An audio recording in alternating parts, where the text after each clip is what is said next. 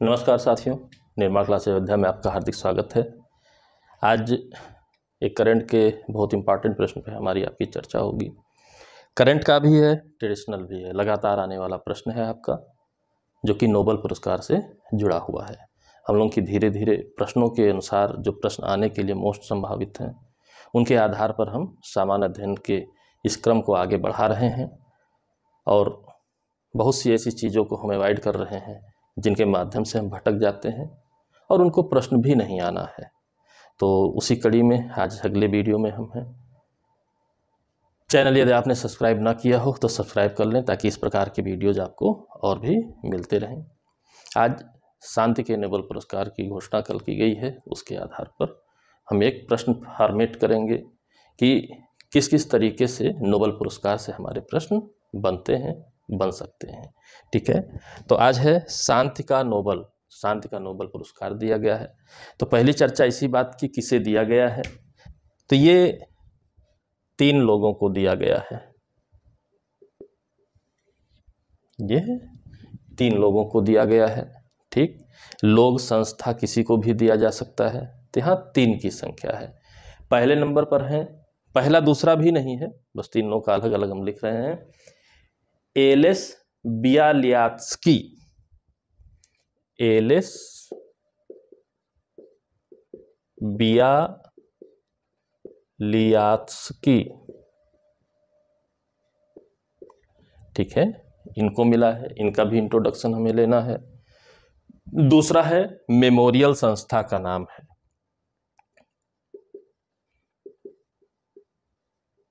एक संस्था है जो कि मेमोरियल नाम से है, ये आपके पर्सनालिटी हैं। ठीक है, और तीसरा भी एक संस्था को हो, centre for civil liberties, centre for civil liberties, centre for civil liberties, यानी एक व्यक्ति और 2 संस्था को मिला है। तीनों इंडिविजुअल भी आपके इंपॉर्टेंट हैं। ये जो व्यक्ति हैं एलेस बियालियात्स्की, ये बेलारूस के ह्यूमन राइट्स के एक्टिविस्ट हैं और ये 90 के दशक से इस दिशा में कार्य कर रहे हैं, इस दिशा में कार्य कर रहे हैं। ठीक है, जो मेमोरियल संस्था को मिला है, इसकी स्थापना 1987 में हुई थी। ये प्रश्न है आपका, 1987 में हुई थी, USSR में हुई थी, यानी यूनाइटेड स्टेट्स ऑफ सोवियत रूस। जब सोवियत संघ था उस समय का ये स्थापित है, क्योंकि 90 के में जो है विघटन हो गया सोवियत संघ का, उसके पहले ही यह स्थापित हुई थी। ठीक है, इसका उद्देश्य क्या था? कम्युनिस्ट अत्याचारों के विरुद्ध आवाज उठाना, यानी कि कम्युनिस्ट शासन था सोवियत संघ में, शीत युद्ध का दौर था, तो कम्युनिस्ट के अत्याचारों के विरुद्ध आवाज उठाने के लिए मेमोरियल नाम के इस संस्था की 1987 में स्थापना हुई थी। सेंटर फॉर सिविल लिबर्टीज, ये सबसे नया है। 2007 में इसकी स्थापना हुई। ठीक है, यूक्रेन में इसकी स्थापना हुई। ठीक, 2007 में यूक्रेन में इसकी स्थापना हुई। मानवाधिकार की दिशा में ये भी कार्यरत है 2007 से। तो 3 को मिला, 2 संस्थाएं हैं, एक व्यक्ति हैं, एलेस बियालियात्स्की मेमोरियल और centre for civil liberties Ukraine, इन तीनों को मिला। ठीक, अब बात आई कि जैसे ही पुरस्कार मिला, विरोध के भी सुर, तो एक बात चर्चा में आ गई है। बात यह चर्चा में आई है कि इन लोगों को जो इस समय के इनके एक्टिविटीज हैं वो क्या है? आप जानते हैं रूस के राष्ट्रपति व्लादिमीर पुतिन जी हैं। ठीक है, और बेलारूस ये समर्थक देश है। ठीक है, ये समर्थक है पुतिन की नीतियों का। इन्हीं का विरोध दर्ज कर रहे हैं। ये लोग शांतिपूर्ण तरीके से इनका विरोध कर रहे हैं। आप जान रहे हैं रूस और यूक्रेन के बीच युद्ध छिड़ा हुआ है।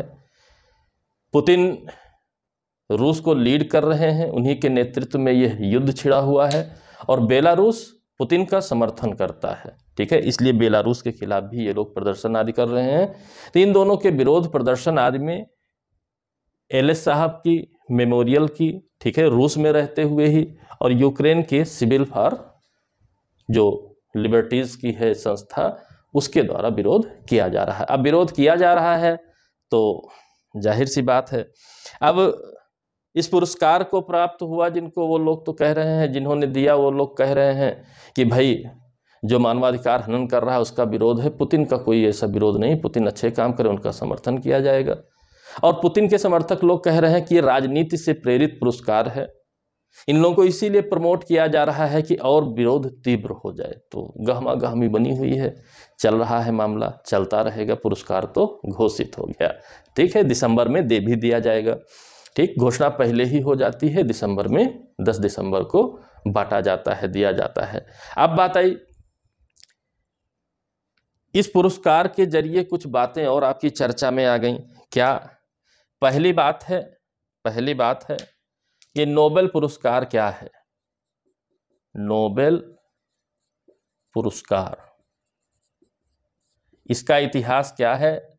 इससे भी आपका प्रश्न आता है, नोबेल पुरस्कार का इतिहास क्या है? ठीक है, तो इसके लिए कुछ बातों को हमें जानना पड़ेगा। जैसे बेसिक इंट्रोडक्शन, अल्फ्रेड नोबेल साहब थे, ठीक है, ये स्टॉकहोम, ठीक है, ये स्टॉकहोम स्वीडन के निवासी थे। ठीक है, अल्फ्रेड नोबेल साहब ये रसायन वेदता थे, वैज्ञानिक थे, सब कुछ थे। ये फेमस हैं, इनका एक आविष्कार था जिसे हम डायनामाइट कहते हैं।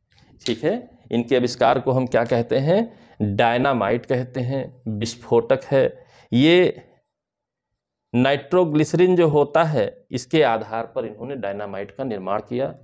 टीएनटी आपने पढ़ा होगा, ट्राई नाइट्रोग्लिसरीन, उसको बेस बनाते हुए डायनामाइट का आविष्कार किया। विस्फोटक के रूप में इसका प्रयोग किया जाता है। ठीक है, वही नोबेल साहब थे। नोबेल साहब ने अपनी एक वसीयत की थी, ये 1833 से 1896 तक इनका समय है। 1833 में जन्म हुआ था, 1896 में इनकी मृत्यु हुई। इन्होंने एक वसीयत तैयार की थी, इनकी एक वसीयत थी, और उस वसीयत के आधार पर बताया गया था कि हमसे प्राप्त जो कुछ भी इनकम होगी उससे एक नोबेल पुरस्कार की स्थापना की जाएगी, जो कि किस किस क्षेत्र में दी जाएगी। तो ये भौतिक, रसायन, साहित्य, शांति और चिकित्सा में दिया जाता है। ठीक है, इनके वसीयत के आधार पर भौतिक विज्ञान, रसायन विज्ञान, ठीक है, चिकित्सा विज्ञान, साहित्य एवं शांति, इसके लिए पुरस्कार देना प्रारंभ हुआ। और पहला पुरस्कार 1901 में दिया गया, यानी कि इनकी मृत्यु के 5 वर्षों पश्चात 1900 में नोबेल पुरस्कार की स्थापना की गई। 1901 में पहला पुरस्कार दिया गया भौतिक, रसायन, चिकित्सा, साहित्य और शांति के क्षेत्र में। और आज आप जानते हैं कि एक नया पुरस्कार भी स्थापित हो चुका है। ठीक है, एक और नोबेल पुरस्कार स्थापित हुआ है। ठीक है, 1968 में अर्थशास्त्र का नोबेल पुरस्कार सबसे नया है, 1968 में स्थापित किया गया। यह नोबेल जी के ही, अल्फ्रेड नोबेल जी की ही याद में स्वीडिश सेंट्रल बैंक द्वारा, इन्हीं को श्रद्धांजलि देते हुए स्वीडिश सेंट्रल बैंक द्वारा 1968 में अर्थशास्त्र का नोबेल भी स्थापित कर दिया गया। ठीक है, यानी कि 1, 2, 3, 4, 5 और 6 विषयों पर नोबेल पुरस्कार दिया जाता है। ठीक, अब यहीं पर जो चयन करने वाली कमेटी है, पुरस्कारों का जो चयन करती है, ये भी एक ही समिति नहीं है, एक ही समिति नहीं है, यह भी कई बार आया है। Royal Swedish academy of science, royal Swedish academy of science, royal Swedish academy of science एक यह संस्था है जो चिकित्सा, भौतिक, रसायन और अर्थशास्त्र पर देती है। ठीक है, ये किस पर देती है? चिकित्सा, भौतिक विज्ञान, रसायन विज्ञान और अर्थशास्त्र। यानी कि चिकित्सा, भौतिक, रसायन और अर्थशास्त्र के क्षेत्र में किनको नोबेल पुरस्कार मिलेगा, इसकी recommendation royal Swedish academy of science द्वारा किया जाता है। साहित्य का स्वीडिश एकेडमी द्वारा, यानी कि दूसरा है ओनली स्वीडिश एकेडमी, ये साहित्य के नोबेल की घोषणा करता है। ठीक है, साहित्य के क्षेत्र में किसे दिया जाएगा इस बात की घोषणा करता है। और शांति का बिल्कुल अलग से है, जो शांति का आपका है, ठीक है, ये नॉर्वे द्वारा दिया जाता है, चुना जाता है। Nobel committee Norway, Nobel committee Norway, ठीक है, इसके द्वारा शांति वाले लोगों को चुना जाता है। ठीक, इसका मतलब यह हुआ कि एलएस साहब मेमोरियल और सेंटर फॉर सिविल लिबर्टीज को शांति का नोबेल पुरस्कार देने के लिए किसने चुना? तो यह प्रश्न मोस्ट इंपॉर्टेंट है, तो आपको याद रखना होगा नोबेल समिति या कमेटी कहाँ की? नॉर्वे की, इसके द्वारा चुना गया है, इसके द्वारा चुना गया है। यानी कि एक महान वैज्ञानिक अल्फ्रेड नोबेल जी, उनकी वसीयत के आधार पर इस पुरस्कार की स्थापना की गई है और आज की डेट में ये सबसे महत्वपूर्ण पुरस्कारों में है। अगर ग्लोबल रूप में हम जाएं तो सबसे महत्वपूर्ण पुरस्कारों के रूप में है। किन्हीं भारतीयों को भी प्राप्त हुआ है, किन्हीं भारतवंशियों को भी प्राप्त हुआ, यानी कि भारत की नागरिकता वाले लोगों को भी प्राप्त हुआ है, और भारत के ही लोग थे जो दूसरे देशों की नागरिकता ले लिए थे, उनको भी यह पुरस्कार प्राप्त हुआ है। तो उसे हम अगले वीडियो में कवर करेंगे कि किन भारतीयों को नोबेल पुरस्कार से नवाजा गया है। और एक विशेष बात, गांधी जी के लिए स्पेशली एक बात आती है कि गांधी जी को नोबेल पुरस्कार नहीं मिला। ये शांति का सबसे बड़ा पुरस्कार माना जाता है, लेकिन गांधी जी को नहीं मिला है। उसका क्या कारण है, ये प्रश्न आता है आपका, तो अगले वीडियोज़ में हम उसे कवर करेंगे। वीडियो अच्छी लगी हो लाइक करें, शेयर करें, चैनल को यदि आपने सब्सक्राइब ना किया हो तो सब्सक्राइब कर लें। ये मोस्ट इम्पॉर्टेंट प्रश्न है और इसकी अगली कड़ी भी मोस्ट इम्पॉर्टेंट प्रश्न के रूप में रहेगी। हम अगली कड़ी को जल्द ही आपको लेकर के आएंगे।